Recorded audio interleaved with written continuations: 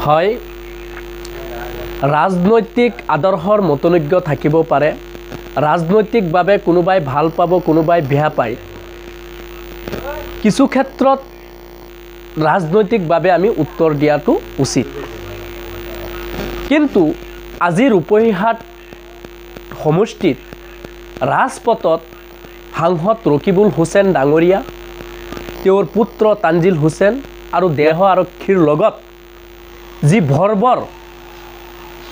দুৰ্বৃত্তই গুৰুলকৈ যি আক্ৰমণ কৰিছে সেয়া আমি সদৌ অসম সংখ্যালঘু ছাত্ৰ ইউনিয়ন আমচুৰ ফালৰ পৰা তীব্ৰ ভাষাৰে নিন্দা আৰু গৰিহণা জনাইছোঁ যে আজি আইন শৃংখলা কোন দিশত এজন নিৰ্বাচিত সাংসদৰো নিৰাপত্তা নাই ইয়াৰ বাবে জগৰীয়া অসমৰ গৃহ বিভাগ অসমৰ মুখ্যমন্ত্ৰী ডাঙৰীয়া আৰু অসমৰ প্ৰশাসনিক ব্যৱস্থাই কিছু ক্ষেত্ৰত ভূমিকা পালন কৰিছে আৰু তেওঁলোকে কয় যে অসমত আইনৰ শাসন প্ৰতিষ্ঠা হৈছে যদি অসমত আইনৰ শাসন প্ৰতিষ্ঠা হৈছে তেনেস্থলত এজন নিৰ্বাচিত সাংসদৰ ওপৰত এনেকুৱা বৰ্বৰ আক্ৰমণ হোৱাটো কিমান যুক্তিসংগত আৰু মুখ্যমন্ত্ৰী ডাঙৰীয়া লগে লগে যে ৰূপহী আৰু সামগ্ৰীত গ'লে তেওঁৰ নিৰাপত্তা আৰক্ষী বঢ়াই দিছে উচিত নহয় অসম আৰক্ষীয়ে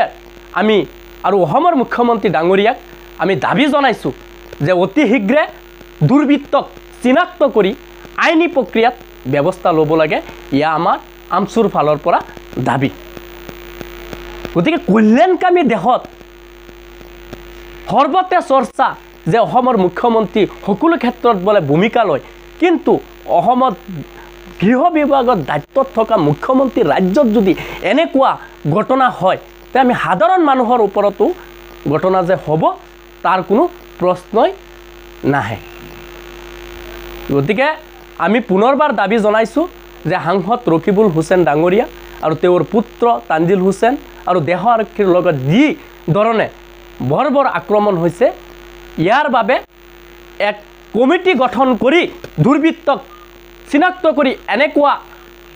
শাস্তি দিব লাগে যাতে পুনৰবাৰ অসমত এনেকুৱা জংগলৰাজ এনে ধৰণৰ মানৱ অধিকাৰ উলংঘন যাতে ঘটনা কেতিয়াও নহয় তাৰ বাবে এনেকুৱা নজিৰবিহীন এটা শাস্তি দিব লাগে তাৰ বাবে আমি দাবী জনাইছোঁ